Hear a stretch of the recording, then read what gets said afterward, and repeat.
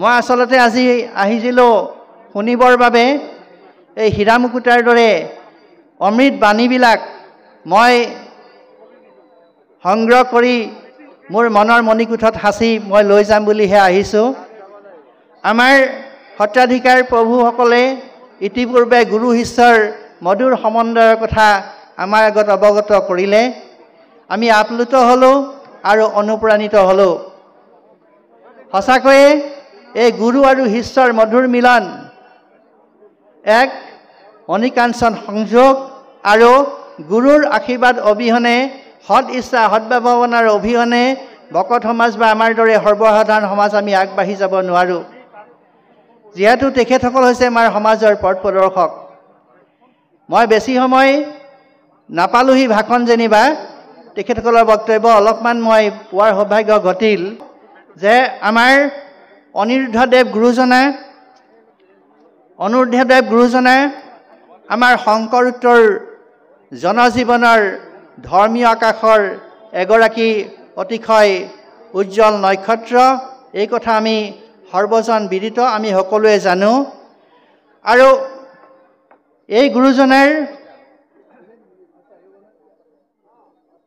জন্ম বৃত্তান্ত সম্পৰ্কে বা জীৱনশৈলী সম্পৰ্কে ইতিপূৰ্বে বিভিন্ন লেখা বিভিন্ন কথা বতৰা এইবিলাক আলোচিত হৈছে।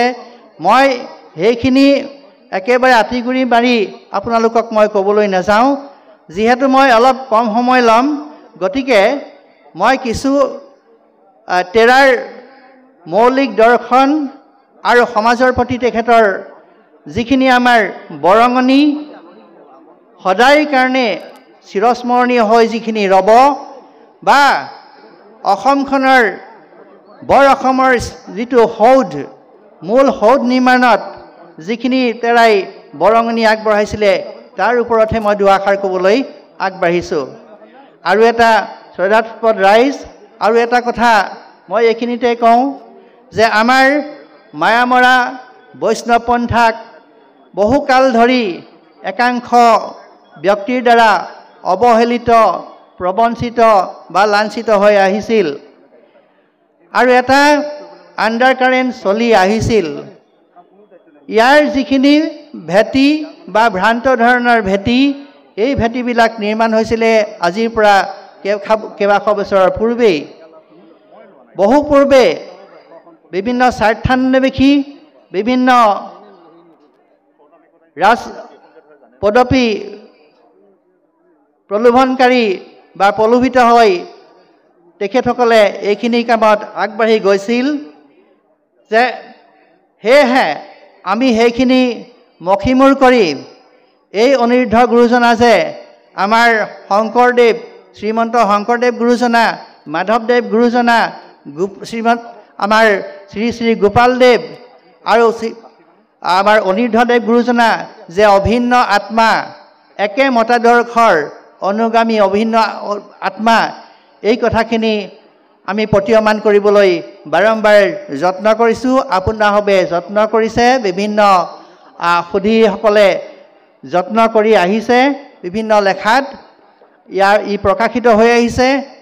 আৰু লগতে আজি বৌদ্ধিক সমাজে ইয়াক স্বীকাৰ কৰি লৈছে যে হয় আমাৰ অনিৰুদ্ধদেৱ শ্ৰী শ্ৰী অনিৰুদ্ধদেৱ আৰু মায়ামৰা সমাজ মহাপুৰুষ শ্ৰীমন্ত শংকৰদেৱৰ মূল দৰ্শন, মূল সুঁতি, মূল ধৰ্মৰ পৰা সামান্যতমো ইফাল সিফাল হোৱা নাই বা পিছলি যোৱা নাই আৰু কাহানিও যাব নোৱাৰে আৰু নাযায়।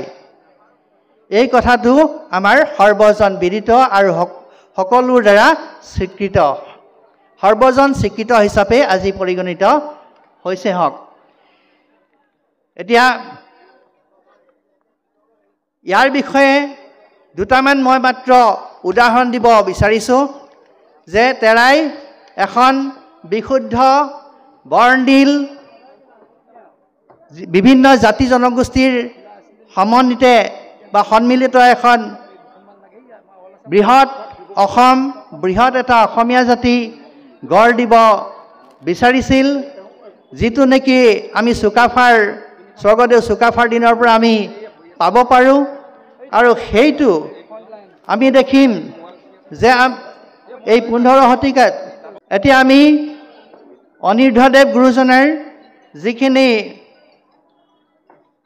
দৰ্শন যি আমাৰ শংকৰোত্তৰ কালৰ অসমৰ বিশেষকৈ ব্ৰহ্মপুত্ৰ উপত্যকা আৰু নিকটৱৰ্তী পাহাৰীয়া অঞ্চলসমূহৰ বিভিন্ন জাতি জনগোষ্ঠীক বিভিন্ন ভাষা ভাষীৰ বিভিন্ন ধৰ্মীয় পৰম্পৰাৰ লোকসকলক এই একহৰণ হৰিনাম ধৰ্মৰ দোলেৰে বান্ধি আধ্যাত্মিক তথা সামাজিকভাৱে সামাজিক উত্তৰণৰ মাধ্যমেৰে ভাৰতীয় জাতীয় জীৱনৰ ঐক্য প্ৰতিষ্ঠা কৰাৰ ক্ষেত্ৰত আমি যিখিনি বৰঙণি পাওঁ এই বৰঙণিখিনি আমি কেতিয়াও অস্বীকাৰ কৰিব নোৱাৰোঁ।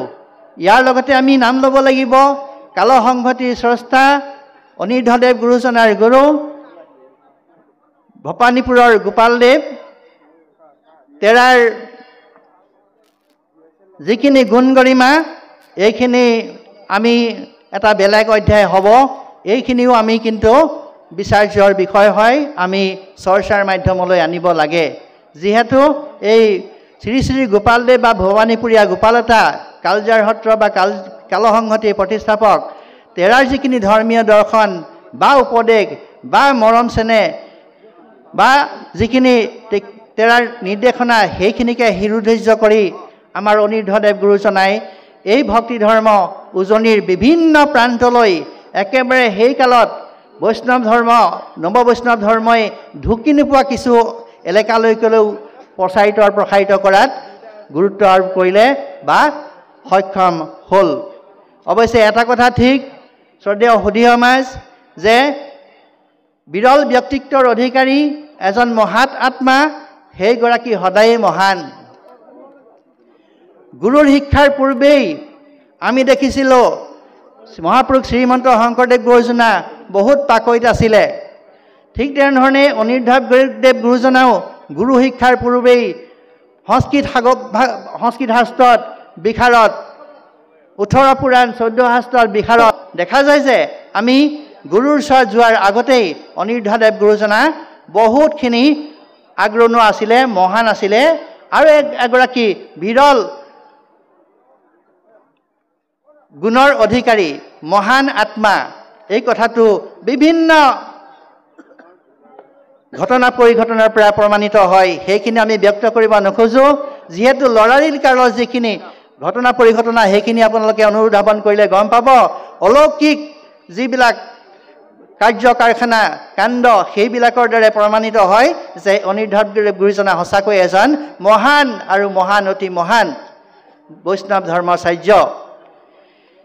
যে হওক আমি গুৰুগৃহৰ পৰা অহাৰ পিছতে আমি দেখিলোঁ যে 1601 চনৰ পৰা 1626 খ্ৰীষ্টাব্দলৈকে আমি এই সুদীৰ্ঘ 25 বছৰ কাল বিষ্ণু বালিকুঞ্চী সত্ৰতেই হওক বা নাহৰাতি সত্ৰতেই হওক সুদীৰ্ঘ 25 বছৰ কাল তেৰাই আমাৰ মাজত এই ভক্তি ধৰ্মৰ বাণী বিলাই গৈছে। অকলে ধৰ্মৰ বাণী নহয়, আমি এখন সমাজ সুস্থ সবল নিকা পৰিষ্কাৰ বিশুদ্ধ সাৱলীল শক্তিশালী সমৃদ্ধিশালী আৰু এখন ঐক্যবদ্ধ উন্নীত সমাজ আমি গঠন কৰিব পাৰোঁ, তাৰ সুন্দৰ উদাহৰণ সুন্দৰ নিৰ্দেশনা সুন্দৰ পন্থা আমাৰ আগত দাঙি ধৰিছিলে বা দেখুৱাই থৈ গৈছে। যি কি নহওক আমি এই অনিৰুদ্ধ গুৰুজনাক ভাৰ্চেটাইল বুলি আমি ক'ব পাৰিম। এটা দিশত নহয় বহুধা তেখেতৰ গুণৰ অধিকাৰী। আৰু আমি দেখিম যে নাহৰাতি সত্ৰ ভাগলৈ আমি গ'লে আপ্লুত হৈ পৰোঁ। যিটো তাৰ প্ৰাকৃতিক পৰিৱেশ সেই পৰিৱেশৰ কথা আজি আমি স্বচ্ছ ভাৰত কৈছোঁ, আমি এতিয়া বৃক্ষৰোপণ কৰিছোঁ, চৰকাৰে গুৰুত্ব আৰোপ কৰিছে, কিন্তু তেতিয়াই গুৰুজনাই এইখিনি কাম নিজেও কৰিছে আৰু আমাকো দেখাইছিলে, আমাক কৰিবলৈ উদগনি দিছিলে। আমি যি মহান শ্ৰীমন্ত শংকৰদেৱ গুৰুজনাৰ পিছত শ্ৰীমন্ত শংকৰদেৱ গুৰুজনাই যেনেকৈ আমাক নৱবৈষ্ণৱ ধৰ্ম জানিবলৈ, নৱবৈষ্ণৱ ধৰ্ম বুজিবলৈ, নৱবৈষ্ণৱ ধৰ্মৰে আপ্লুত হ'বলৈ, আদৰ্শৰে আপ্লুত হ'বলৈ আমি একেশ্বৰবাদত বহুধা বিভক্ত অসমৰ ভাৰতবৰ্ষৰ কথা নকওঁৱেই, বহুধা ধৰ্মত বিভক্ত আমাৰ জনসমাজক একেজন ঈশ্বৰ একেশ্বৰবাদ মনথেইজিম ইয়াৰ ভিতৰত আনিবৰ কাৰণে শংকৰ গুৰুজনাই কিমানখিনি কষ্ট আৰু ত্যাগ স্বীকাৰ কৰিব লগা হৈছিল। প্ৰাণৰ সংখ্যাই আহি গৈছিল, মাধৱদেৱৰ প্ৰাণৰ সংখ্যাই আহি গৈছিল। ঠিক তেনেধৰণে আমাৰ গুৰু গোপালদেৱৰ ক্ষেত্ৰতো আমি দেখা পাওঁ বহু ঘাত প্ৰতিঘাত। ঠিক তেনেধৰণে আমি শ্ৰী শ্ৰী অনিৰুদ্ধদেৱৰ ক্ষেত্ৰতো আমি দেখা পাম যে তেৰাই সেই প্ৰতিকূল অৱস্থাত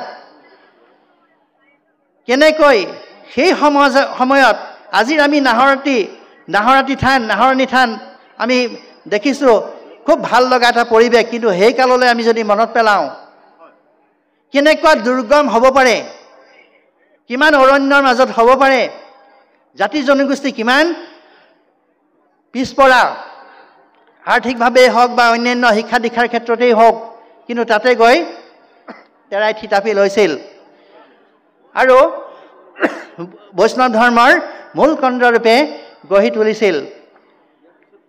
যি ভাগ আমাৰ আজিও একেবাৰে পবিত্ৰ তীৰ্থস্থানৰ দৰে আজি আমি মান্যতা প্ৰদান কৰোঁ। যি কি নহওক, ইয়াতে আমি দেখিলোঁ জীৱনৰ যি সৰহকাল কটাইছিল, তাতেই তেৰাই 5টাকৈ সাহিত্যিক কৃতিৰাজি তেৰাই কৰি গৈছে। 5টাকৈ সাহিত্যিক কৃতিৰাজি কথা ইতিমধ্যে আমাৰ প্ৰতিগৰাকী ভকত বৈষ্ণৱ আই মাতৃসকলৰ অৱগত সকলোৱে জানে যে সংস্কৃত ভাগৱতৰ ৫ম স্কন্ধ অসমীয়ালৈ আনিছে, যে সামান্যতম কিন্তু পৰিৱৰ্তন কৰা নাই, কিন্তু প্ৰয়োজন সাপেক্ষে নতুনত্ব আনিছে যদিও মূল গাম্ভীৰ্যৰ পৰা কেতিয়াও আঁতৰি অহা নাই, এই কথাখিনি আমি জানো। দ্বিতীয়তে আমি গুৰুজনাই আমি যি পুৰঞ্জন উপাখ্যান ৰচনা কৰিছে, আমি তাৰ কথা আমি জানো সকলোৱে। এই পুৰঞ্জন উপাখ্যানখন ভাগো ভক্তি মাৰ্গৰ আমাৰ একেবাৰে উপাদেয় গ্ৰন্থ বুলি আমি ক'ব পাৰোঁ। তাৰপিছত আমি দেখিম যে যি আমাৰ গীতশাস্ত্ৰ ভাগ, গীতশাস্ত্ৰ 182জনা গীতৰ যি গীতশাস্ত্ৰ, এই গীতশাস্ত্ৰ ভাগ প্ৰতিটো গীতৰ প্ৰতিটো কথাত হীৰা মুকুতা মণিৰ দৰে উপাদেয় সোমাই আছে, তাৰ উপাদান সোমাই আছে, সম্বল সোমাই আছে। যিখিনি উপাদেয় বা যিখিনি সম্বল আজি হীৰা মুকুতাৰে মণিবিলাক বুটলি আনিবলৈ যত্ন কৰিছে, আমাৰ হৰিজী সমাজৰ আই মাতৃসকলে ঘাইকৈ উদ্যোগ লোৱা দেখা যায়। এইখিনিতে আমি সদৌতিয়ে হৰিজী সমাজৰ আই মাতৃসকলৰ লৈ এটা আন্তৰিক ধন্যবাদ আমি জনাওঁ। আৰু ঘাইকৈ আমাৰ নিজৰা বাইদেৱে এইবিলাক কি কৰিছে, পল্লৱী দাস নিজৰা বাইদেউ তেখেতসকলে কি কৰিছে, এতিয়া বাণীবদ্ধ ৰূপত প্ৰকাশিত কৰিছে। এইটো এটা বৰ ভাল খবৰ। ইয়াৰ পিছত আমি পালোঁ যি ভক্তিমংগল ঘোষা, যেনেকৈ আমি মহাপুৰুষ শ্ৰীমন্ত শংকৰদেৱ জনাই আমি কি কৰিছিলে, আমাৰ কীৰ্তন দশম, আমাৰ মাধৱদেৱে নামঘোষা, ঠিক তেনেধৰণে আমি গোপালদেৱৰ ৰচনা পাম। আমি অনিৰুদ্ধদেৱ গুৰুজনেও তেনেকৈ ভক্তিমংগল ঘোষা, ভক্তিত অধিক গুৰুত্ব আৰোপ কৰি এই ভক্তিমংগল ঘোষা শাস্ত্ৰভাগ অতিশয় মূল্যৱান আমাৰ এটা ভাগৱতৰ দৰে এই গ্ৰন্থভাগ আমাৰ মাজত এৰি থৈ গৈছে। যে ইয়াৰ অধিকাংশ যদিও আমি দেখিছোঁ যে মূল সংস্কৃত ভাগৱতৰ পৰা আনিছে, কিন্তু ইয়াৰ এইবিলাকৰ সজ্জা যে ইমান নিখুঁত আছিলে যে কেতিয়াবা ই মৌলিকতাকো চেৰাই গৈছে। যে কি নহওক, অনিৰুদ্ধদেৱ গুৰুজনাই একেবাৰে শেষ কালছোৱাত ভক্তি ধৰ্মৰ বাবে সুকীয়া শাস্ত্ৰ এভাগ যি আমি কথা আৰু শ্লোকেৰে আমি প্ৰণয়ন কৰা দেখা পাম, তাক আমি নিজ শাস্ত্ৰ বুলি জানিম। এই নিজ শাস্ত্ৰ ভাগ আমাৰ কাৰণে এক অতিশয় আদৰৰ আৰু শ্ৰদ্ধাৰ শাস্ত্ৰ হয়। যে হওক, আমি দেখিলোঁ যে বিভিন্ন সময়ত আমাক হয়তো সমাজৰ একাংশই অকণমান বেলেগ ধৰণেও কোৱা দেখা যায়, কিন্তু আমি দি ক'ব পাৰোঁ যে মহাপুৰুষ শ্ৰীমন্ত শংকৰদেৱৰ সমস্ত শিকনিৰাজি তেৰাৰ পূৰ্বসূৰী মহাপুৰুষ শ্ৰীমন্ত শংকৰদেৱ, মহাপুৰুষ মাধৱদেৱ তথা তেৰাৰ শিক্ষা তথা দীক্ষাগুৰু শ্ৰী শ্ৰী গোপালদেৱৰ ধৰ্মীয় দৰ্শন অথবা ধৰ্মমতৰ আধাৰতেই প্ৰতিষ্ঠিত আছিলে। তেৰাসৱৰ ধৰ্মমতক অকণমানো ইফাল সিফাল নকৰাকৈয়ে একেবাৰে সঠিক ৰূপত তেৰাই প্ৰচাৰ আৰু প্ৰসাৰ কৰিছিলে। ইয়াক সুকীয়া ধৰ্মমত বুলি কোৱাৰ কোনো যুক্তিযুক্ততা নাই। এই কথাটো অৱশ্যে লাহে লাহে আজি কমি আহিছে। সুখৰ কথা, আনন্দৰ কথা যে আমাৰ বৌদ্ধিক সমাজে ইয়াক মানি লৈছে। গতিকে এইদৰে প্ৰকাশ কৰিছে গুৰুজনাই ভক্তিমংগল ঘোষাত যে সেহি শাস্ত্ৰমত গোপালৰ মুখে হৰি হৰি হৰিয়ে অনুমাত্ৰ ভেদ নাহি শুদ্ধৰূপে দেখি লোকৰ অভাগ্য নিমিত্তে ইদানী হৰি হৰি হৰিয়ে তাকে নিন্দা কৰি খাইলে যেন দুই আখি। অৰ্থাৎ গোপালতাৰ ধৰ্ম দৰ্শনত সন্দেহ কৰি নিন্দা কৰা লোকসকলক অনিৰুদ্ধদেৱ গুৰুজনাই চকু থাকিও কণা বুলি কৈছে। যে কি নহওক ঘোষা শাস্ত্ৰ ভাগত গুৰুজনাই আকৌ কৈছে যে শংকৰ মাধৱ দুই গোপাল স্বৰূপ হৈ জীৱক তৰিলা পৃথিৱীত। ইহাক নামানে যিটো বিচাৰ নুবুজি সিটো তাৰ মত শাস্ত্ৰৰ ৰুখিত। মানে মহাপুৰুষ শংকৰদেৱ, মাধৱদেৱ, গোপাল মানে কৃষ্ণৰূপে অৱতাৰ হৈ পৃথিৱীক জীৱক তৰি থৈ গৈছে বুলি কৈছে। এই কথা অমান্য কৰাসকল শাস্ত্ৰমতে দোষী হ'ব লাগিব। আৰু একেশ্বৰবাদৰ ক্ষেত্ৰত কৈছে যে উপাস্য দেৱতা এজনেই কৈছে যে যিসকলে কৃষ্ণক নভজি অন্যান্য দেৱ দেৱীক পূজা সেৱা কৰে তেৰাই নিন্দাসূচক বাণী শাস্ত্ৰৰ বহুত ঠাইত প্ৰক্ষেপ কৰিছে। ইয়াত কৈছে ভক্তিমংগল ঘোষাত জগতৰে একনাম প্ৰভু মহামোহে অন্ধ হৈয়া তাংক নভজয়া যিটো সিটো অতি মূৰ্খজন। অৰ্থাৎ যিজনে জাগতিক পৃথিৱীৰ মায়ামোহত অন্ধ হৈ সৰ্বশক্তিমান ভগৱন্ত কৃষ্ণক ভক্তি আৰাধনা নকৰিলে তেওঁ এজন মহামূৰ্খ। এতিয়া পুৰাঞ্জন উপাখ্যানত এটা কথা মই উল্লেখ কৰিম যে কৈছে মাধৱক পুজিলে সবাৰো পূজা হবে, পৃথক পূজাৰ দেৱে ঈশ্বৰে নাপাৱে।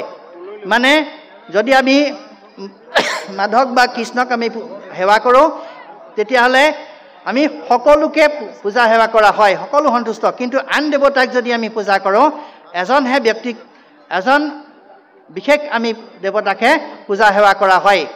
যিদৰে আমাৰ শংকৰদেৱ গুৰুজনাই কৈ গৈছিলে যে